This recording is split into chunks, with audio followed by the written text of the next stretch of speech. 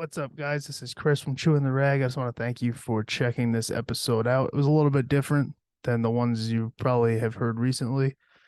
He didn't have a guest lined up. Something fell through. He'll be on. But in the meantime, I just wanted to thank you guys for checking out the solo episode and just drop a couple shout outs. First, Serenity Landscaping Services. It is, spring has sprung. First day of spring's here.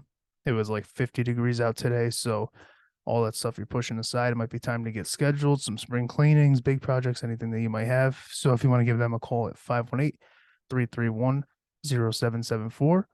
Again, that's Serenity Landscaping Services at 518-331-0774, and let them know that Chris from Chewin The Rag sent you. I also want to give a shout out to Dark Horse 6, my buddy Chris. He'll be on the podcast next week. He shouted me out on his stream, so I'm going to bring him in. He's a soldier, firefighter, and a streamer sponsored by Vets United. So on next week's episode, I'll have him on here and we'll tell stories. I've known him since like middle school. I talk about it a little bit on this episode, so I'm prefacing everything. So I'm really looking forward to that. And if you are into streaming and watching video games and watching people play video games, be sure to check my channel out, Pinchworm Gaming, on YouTube. I believe it's on Twitch as well, but I don't really use it. If you go to ChewinTheRag.com, all my links are on there, and that should be one of them that's on there. I mostly stream Madden, but I'm getting into COD, Apex, the new season of Fortnite. I've been playing that a little bit, so I'll probably stream that soon. So Pinchworm Gaming on YouTube. And again, I really appreciate you guys checking this one out. It was a lot of fun. I mean, drags a little bit because I'm by myself, but it was a lot of fun, and I was able to answer fan questions or listener questions rather, which I really enjoyed doing, and I'm glad a few got sent my way. So appreciate it.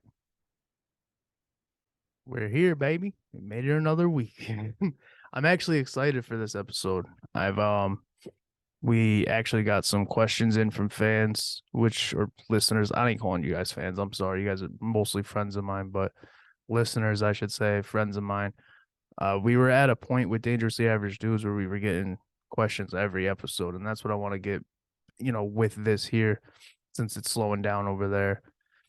Just, I don't want to abandon something that I felt like everybody was kind of having fun with. That was one of the things that like kept people in, was just hearing, because most of the questions were ridiculous and most of the answers were probably more ridiculous than the questions.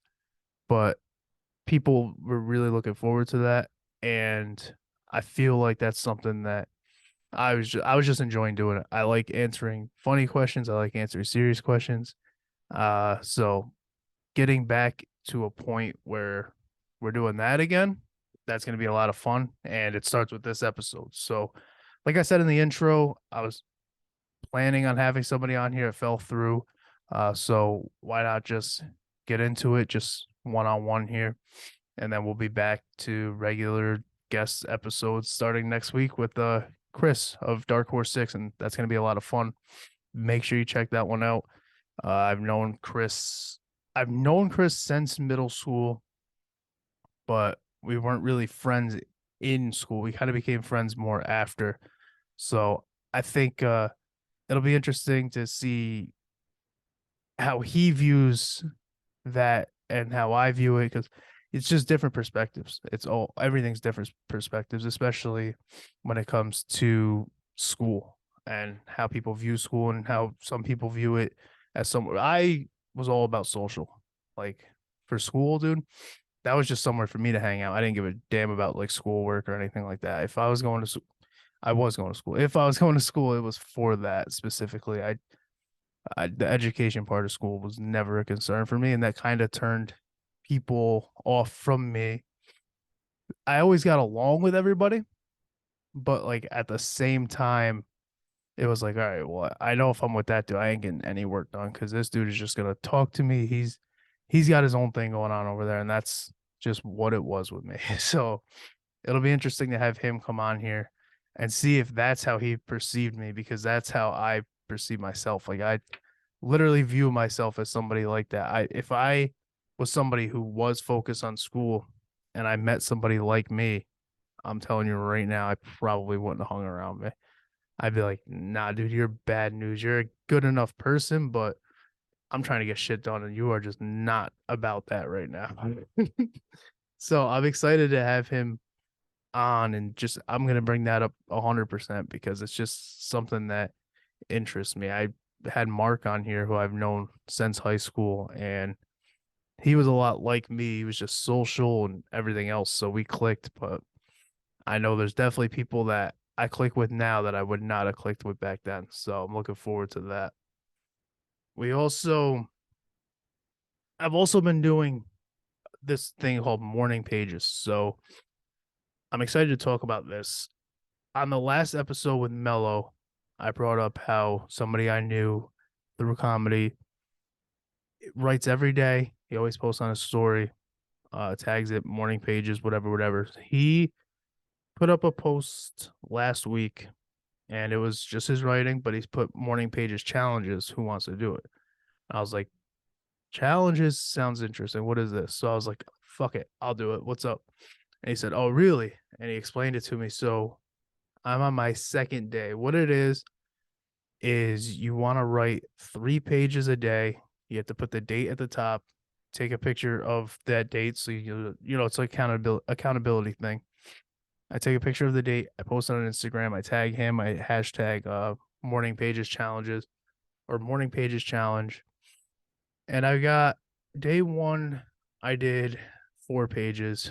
Day two, which is today, I wrote 3 pages. And it's kind of cool. It's like, I guess therapeutic is a word somebody might use. Um, I don't really use it. I'm not like one of those, like, I'm journaling. Like, I'm not one of those by any means, but it is kind of cool because it helps me just think. So in the morning, I have my coffee, whatever it might be. But like when I get to work, my brain is just focused on like tasks, just like my mental checklist of things that I got to do at this fucking building every day. With the morning pages, I got my coffee in me. I'm just writing mostly like stuff that happened. So on Monday, I wrote, about like, oh, what I did this weekend. I got my son 2 goldfish. Oh, why'd we do that? What did that mean? Like what I'm not gonna get into all that, but like it was just like just jotting things down and you don't realize like it kind of just like jump starts you. You're like, okay, cool. I got my thoughts out. I'm in a fucking warehouse. I don't talk to anybody about my thoughts for whatever 6 to 8 hours a day. I'm just back there freezing my ass off by myself. So it's kind of cool to just take 15 minutes, write a little bit, and then it's like, all right, cool. I got that out of my system, off my chest. If there's something that has to get off my chest, or just general ideas. So I'm pretty excited about that. What it is the 3 pages a day for 30 days. So I'm on day two. This is going to carry well over into April and then hopefully carries over from there. Even if I don't do the 3 pages, which really isn't a lot, like I said, it's like 10, 15 minutes. If you already have something planned out, you can write 3 pages in fucking 8 minutes. It's doesn't have to be like legible. Nobody else has to read it. It's just for you. So as long as you know what you're writing and you can put pen to paper, pen to paper and go, I like it a lot. I'm actually enjoying it. Um Today I mostly wrote about The Last of Us actually, which is kind of funny. It was mostly about being wrong and admitting you're wrong.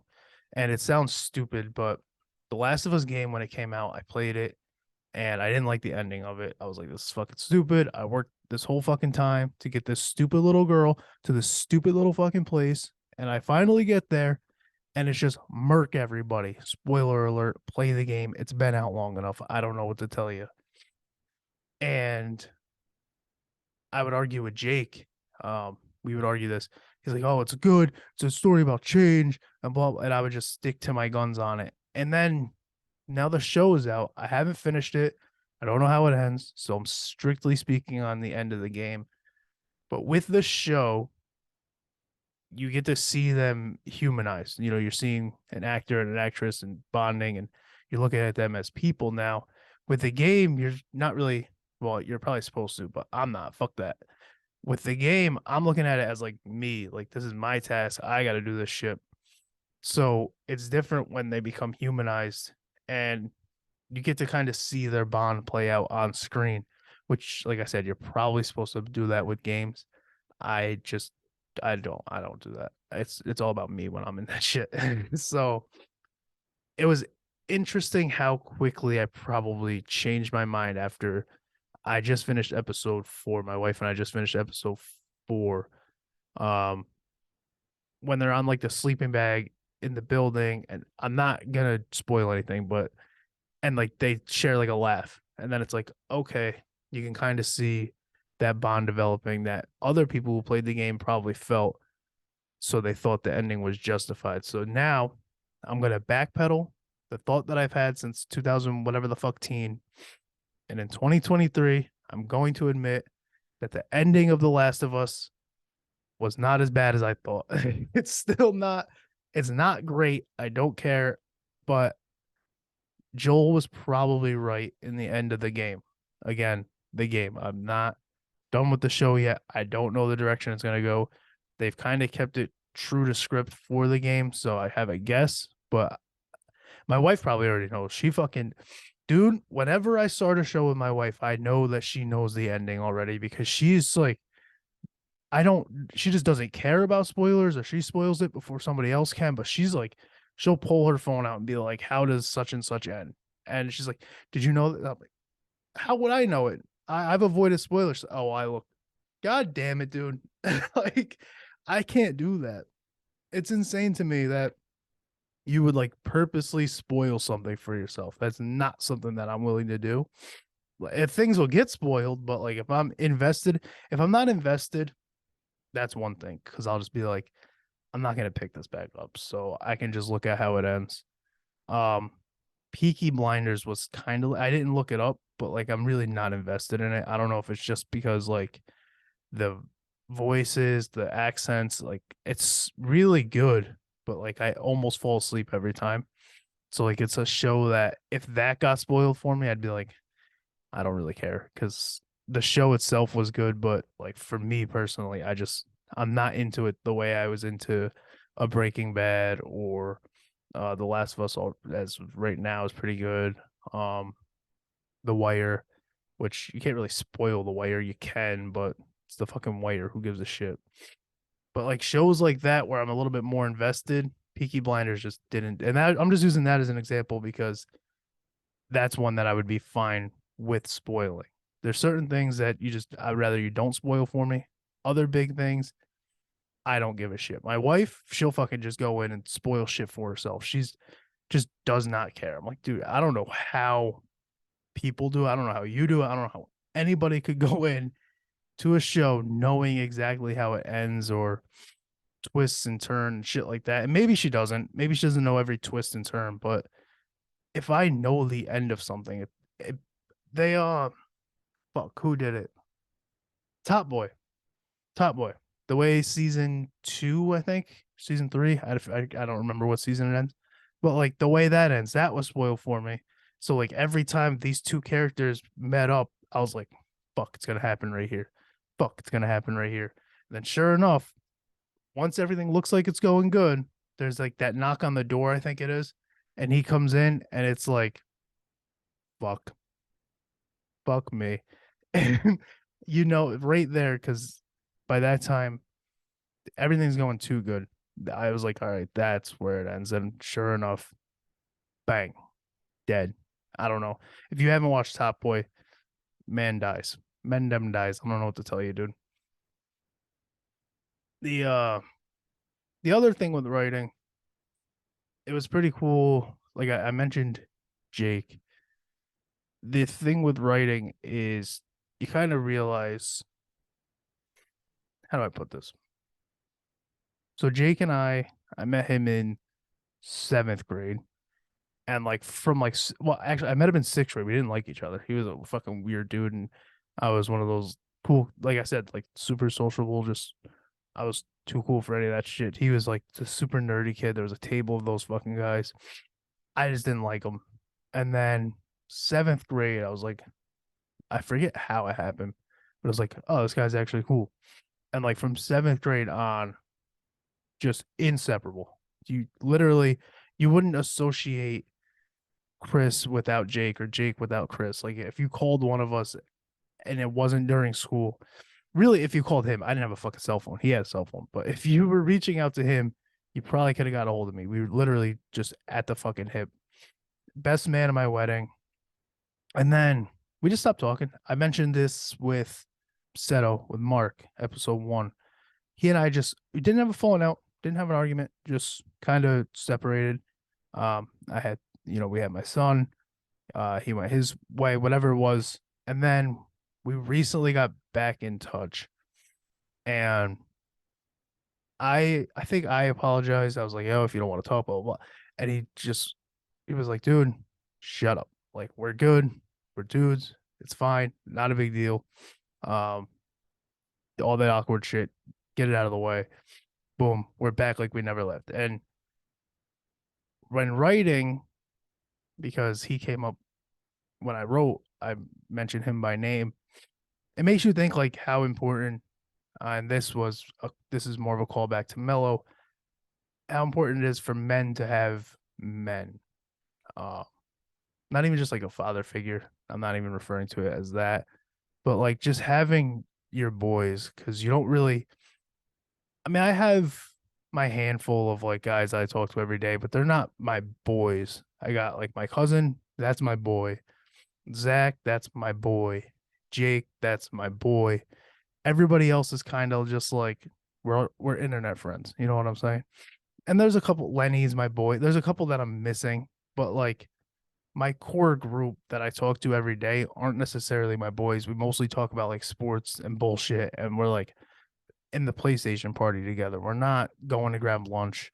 We're not gonna go get food. We're not gonna go catch a fucking movie. We're not having a game night. We're not doing any of that. That's what I'm referring to. It. If you guys are listening to this, and Dan, you might because your ass is sending me questions. You know I'm right. Don't you dare take offense to this, you fuck. You know damn well you're not coming out and meeting up with me, and I'm not coming out and meeting up with you. But at 9 p.m., if I got a Madden stream, you're on my mutt team. So well, that's actually probably more important. You understand me? You are vital to me. But having your core group, your boys, like I get genuinely, I know if Jake sends me a text, it's gonna be something. I don't know what it'll be. The dude will send me, how he's feeling, how work's going, or he's gonna send me today. He sent me a video from 2016. I just posted something on his Facebook wall. It's just me with a thing of honey, just pouring it in my mouth like a fucking like one of those weird dudes at sake, just mouth wide open, just squirting honey into my mouth, silent, didn't say anything, shirtless. And then the caption was just like, sending this to you because you're as sweet as this honey. And I was like, that's the shit I missed with this fucking guy. I didn't miss like I missed the goofy shit with having I'm not crying. I'm wiping my if you're on video, you see me wiping my I got a fucking sweat stash going, dude. I'm in a hoodie. It's fucking not hot or not cold out, but I threw a hoodie on just to have it on. And I'm sweating, dude. And it is what it is. What do you want me to tell you? So you're gonna see me wipe my mouth. I'm not wiping my eyes. It's all mouth right here. So, but like having your boys to not only fall back on with just like, I mean, I love my wife. I'll tell my wife anything, but sometimes you just have that moment where you're like, I need a dude. I need a guy's perspective here. And me and Mello were talking about like men's mental health and how he's mostly surrounded by women. And that podcast that he's going to do is going to be with a woman. And like, it just got me thinking like how important it is to have like a one-on-one with a dude sometimes, just because it's just different. You got to have your core group. Like, I'm not saying go join a gang. You want to put together a crew or something, go put together a crew. If you want to join a gang, hit me up. I mean, I'm not gonna really do anything. I'm not like the what could I be? What could I be? I could just be like I'll be like a social media manager, Do gangs have that, dude? Do gangs have that? We could just like I'll just like post like how's everybody doing today?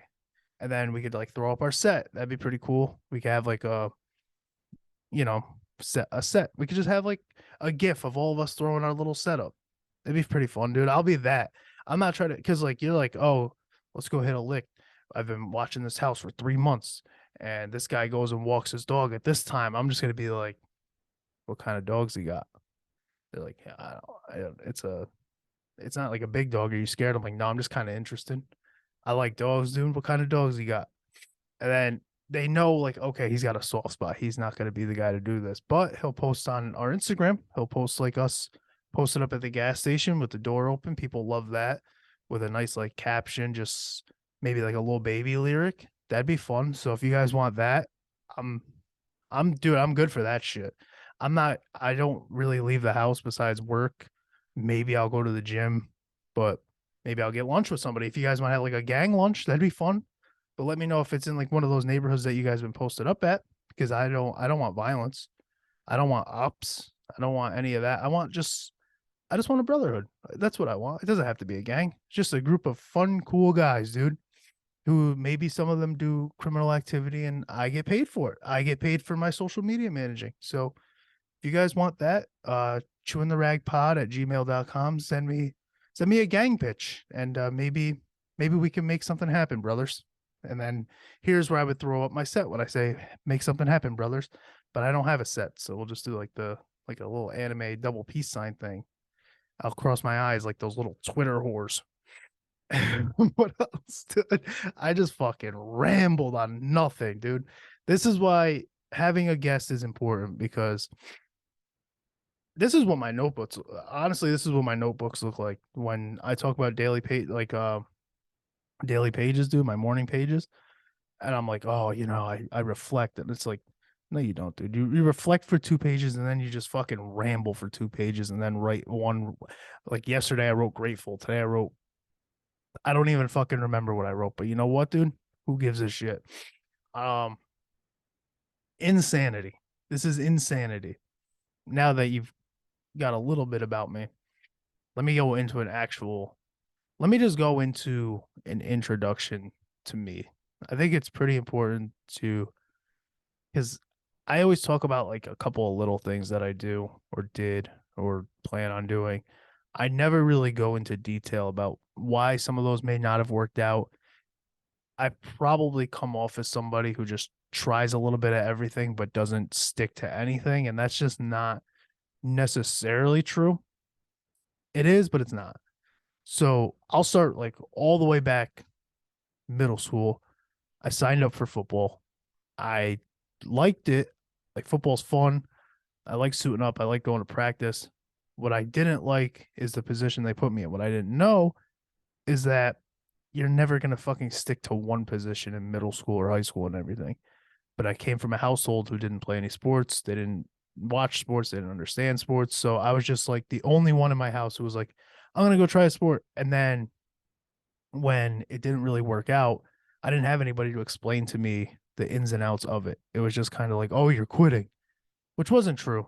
It wasn't true at all. My mom always would try to be like, yeah, you give up on things. You tried football, you didn't like it. You didn't like it. You would skip and go to math, whatever the fuck. She's like, you didn't even like math. Like, yeah, dude, if you were failing academics, you couldn't play sports, you asshole. I skipped practice to go to this math tutor because I was failing math. Like, I always had and maybe this is a bad thing. I always had like a justification for not going to something or stop going to something or doing something like that.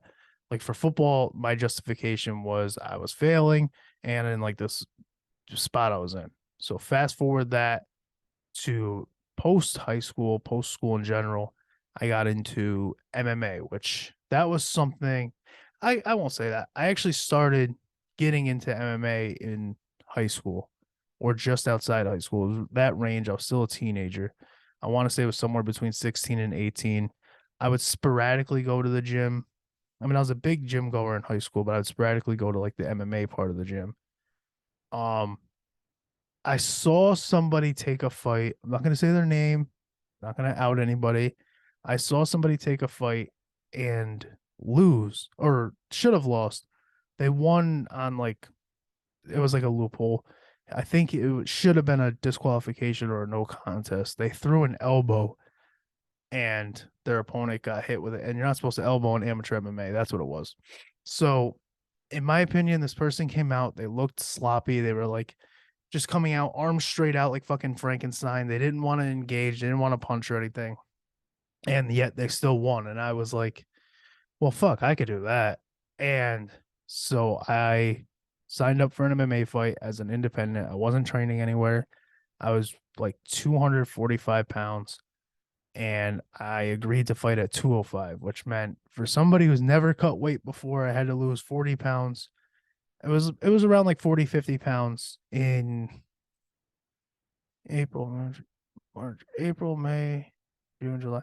It was like 3 months. I had to lose like 50 pounds in 3 or 4 months. And like I said, I didn't know anything about cutting weight. I was a big MMA fan. I knew that you had to cut weight, but I didn't know how to do it. So I just lost the fucking weight and just weighed in natural 204.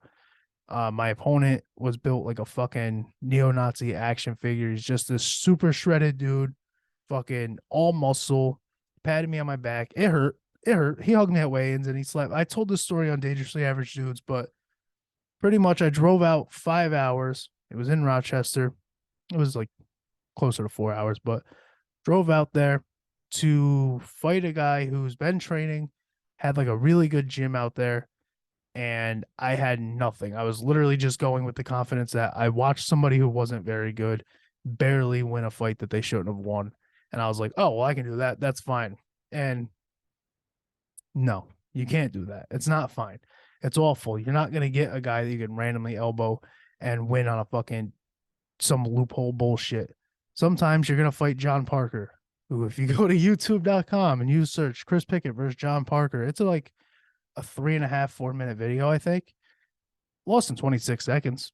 The intro and outro of that video are really unnecessary, but this guy who fucking did it was like, I can't just post. This is a fucking Instagram reel. Now, had TikTok blown up back then, it would be fine. There'd just be a TikTok clip, but nope. Nope. So this guy had to put a whole intro, a whole outro, get a nice video that he edited, did his job, and he was like, well, all this for this guy to lose in 26 seconds. So after that, I started training at Garage with Justin Schoenborn. Justin, is it Schoenborn? I don't know, dude, but Garage MMA. Really good dude. And I started training there. I was never planning to take another fight. It was just like, let me actually train and just get in shape because I just got my ass whooped.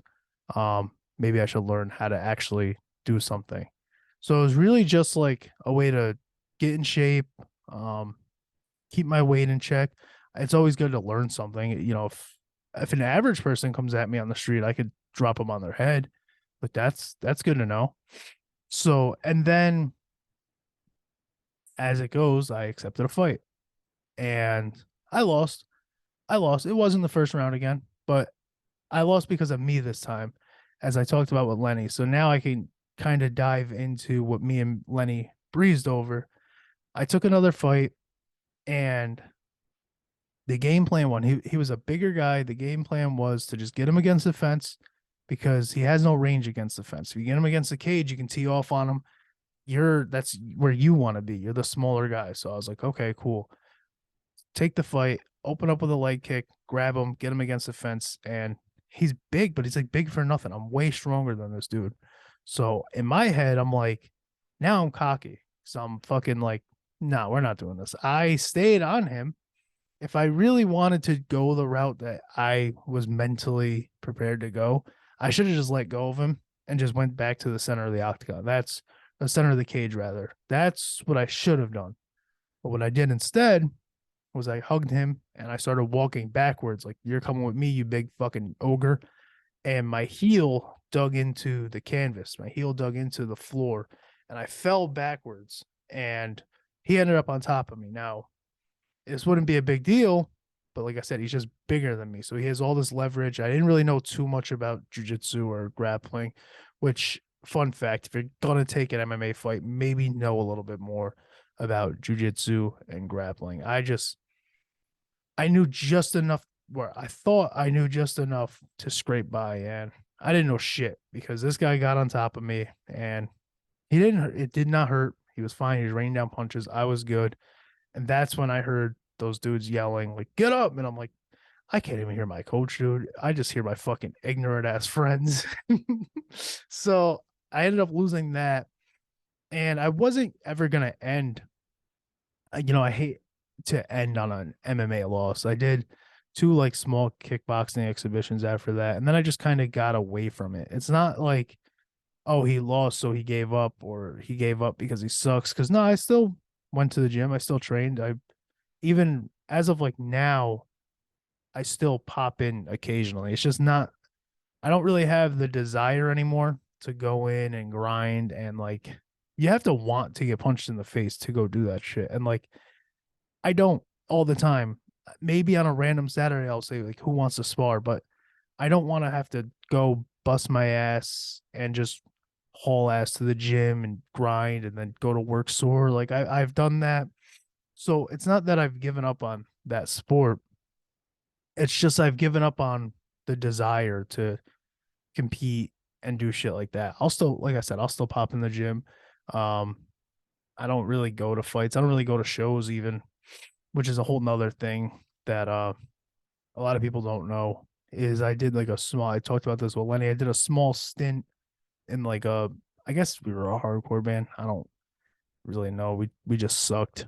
And that was something where just when you have four people, you have to kind of be on the same page. Like MMA, you're kind of by yourself. You got to listen to your coach. You have a team. Like I have teammates. I have somebody fighting this weekend that trains with Justin still. But I don't have to agree with everybody. When you're in a band, if you have 4 or 5 guys and you don't agree, you're just asking for it's all bad. So I was in a shitty local band called the Astral Plane, and I just wanted to kind of play shows. I didn't give a fuck about like, let's sit down, let's write, and let's like, record and let's get this out there. And it's like, I was just like, we have 5 shitty songs that we could just go play and just be like that band. We could just be like the shitty opener all the time. I'm fine. I'm fine with being the shitty opener. I'm cool with it. Like, we moved tickets. We did fine. Like, why don't we just do that? And I was wrong. 100% I was wrong. Like these guys, but I was right to me. It was just like I was wrong for what that project was supposed to be. We were supposed to actually give a shit. And for me, it was just like a party. Like I'm like, nah, I'm just here for like this right here. Like this is the peak for me. You guys want to be up here? I'm peaking right here. So that was another little stint in my life where it seems like I gave up, but I'll fucking dude, you want me to throw down vocals right now, dude? You want me to fucking throw down vocals right now, dude? I'm not doing that. I'm kidding. But hit me up. Hit me up, dude. I still got it. I still got pipes, dude. This fucking throat right here, baby. I'm the throat goat, dude. So you let me know. And then now we get into comedy. Comedy was probably the most fun of all the things that I tried and failed. um yeah, no, the comedy was definitely the most fun. It was the most enjoyable. There's nothing like driving 3 hours to do a fucking open mic for 2 people. That's so fun. It's the most fun. There's also nothing like thinking that you have a show and promoting it as a show. It's not, dude. It's a bringer. Relax. If you don't show up with 6 people, you're not getting on stage. It's a lot of fun. It's a lot of fun to go to open mics and perform strictly in front of other stand-ups and hope to make them laugh despite them not giving a shit about anything you're saying up there. It's a lot of fun, dude. I promise. It is. It is a lot of fun. Casey and I, we started up a mic and co-host shortly after doing comedy. And really, despite one show, they were pretty successful as far as producing a local fucking comedy show and co-host at a bar that seats fucking 30 people. They were pretty successful and they were pretty fun. And I still am in contact with, people who obviously are still in it and they were in it before I came and they were in it after I left. So I met some cool people through it. The only thing, and I've talked about this, the only thing that's stopping me from writing jokes, going out and going on stage, it's a late man's game, baby. And I am not a late man. I have a son now. I don't want to be out fucking I don't want to be out of my house at 8 p.m. If it's 8 p.m. and I'm not letting my dogs out, I don't want to be outside. Excuse me. I do not want to be outside. By 8 p.m., I want to be home and just vibing. And with comedy, you're not even signing up for an open mic at 8 p.m. And if you are, you're not getting on stage until at least 9 p.m. And then you're not getting home until at least 11 p.m. And then you got to wake up for work at 5 a.m. And it's like, I just don't have that desire anymore um to do that. I like telling jokes and I like being funny, and that's what led me to this. And like with this, with Dangerously Average Dudes slowing down, it was like, fuck, is this just gonna be another one of those things where Chris Pickett started something and now it's not happening? And it's like, no, no, fuck that. So that's why Chewin The Rag came. And I did it more for like just to show like I'm not that dude. I know I come off as just like for a lot of people, and this goes back to what I was saying earlier, where it's like I don't really have that tight group. A lot of people just know me on like social media. Like realistically, I stopped going to shows. I don't really hang out with people. I don't go to comedy shows. I don't go to hardcore shows. I don't go see bands. I'm not going to your fucking house party. I'm not going to your gathering. Like you guys really just see me through social media, which is cool. I'm fine with that. I have it set up that way for a fucking reason. Like I just keep to myself and I do my own thing. I honestly probably come off as somebody in like witness protection because I always know what's going on, but I'm never at these fucking places. It's just like, dude, how did you know I fought so and so? Or how did you know I got in trouble doing so and so? It's like, don't worry about it, dude. I just know people. I'm fucking everywhere. But I set it up that way where it's like I just keep to myself, dude. But I still fuck with everybody. And I mean people seem to fuck with me, so I'm cool with that. I just like to be here. I enjoy time with my wife. I enjoy time with my son. I enjoy content, obviously, like the streaming thing. I'm gonna start doing that more. I'm trying to keep this going as best I can. And not every episode's gonna be a banger. This one probably fucking dragged. I ain't gonna lie to you. If I were listening to this and I was this far in, I'd be like, holy shit, dude. But it is what it is, baby. The guests have been really good. I actually really appreciate shout out fucking JD, Lenny, Seto, Mark. Seto is Mark. I'm just he's Mark to me, goddamn it. To you motherfuckers, he's Seto because he's a TikToker. Yeah, but shout Lenny, Mark, JD, Mello, Chris when he comes on, the other Chris when he comes on, there's fucking two of them. Um, I don't know if he wants me advertising this, but I have an agreement, a verbal agreement for Tyrone Crawford, previous Dallas Cowboys player. I have a verbal agreement for him to come on. So like, I mean, everything's looking good. John Dorn from Concrete. I had Lenny on from Concrete before the recording. I'm gonna have John on after everything wraps up so that he can come on and kind of promote things. And I really do appreciate everybody for coming on and people for listening. It has been a lot of fucking fun. Sometimes you're gonna get something like this where it's just me getting all my thoughts out at once, but it's a good way to introduce myself. I have all these backstories on, football or MMA or fucking I brought up the band, I brought up fucking stand up, and it's like, dude, how many things what how many things have you stopped or started and then stopped? Like you gotta so it's cool for me to come on here and be able to be like, let me break down each thing for you. Real estate's different. I sold one house and got the fuck out of there. That was just not for me. I ain't gonna lie to you there. Shout out Ryan Clark, but nah, baby, I could not. I appreciate everything you tried to do for me. I appreciate you were super fucking helpful and I had fun, but that shit was just not for me. That is one I definitely just kind of stopped showing up and kind of quit. And he actually helped a lot, even with that decision. Ryan did. He was like, yo, why don't you come in and well, let's figure something out because I don't think this is for you. And he was absolutely right. I don't think it was for me either. uh, if you guys made it this far, we are at the end. I'm going to answer 3 questions that were submitted, and they were all pretty fucking fun. I haven't thought about them. I just read them and posted them because I want to go. I want to give a real honest answer off the top. So, question number 1: if myself, MK, and Theo could trade lives with one celebrity family, who do I think it would be? I'll tell you who it wouldn't be. It's not going to be the Smith family. I am not going to have Jada Pinkett. I'm not going to have my dad up there slapping people. Nah, nope. I'll tell you who it's not going to be. My mom out there banging my friends or whatever the fuck. Well, I guess it would be MK. It'd be my wife. No, yeah, no, none of the Smiths. I'll tell you, no.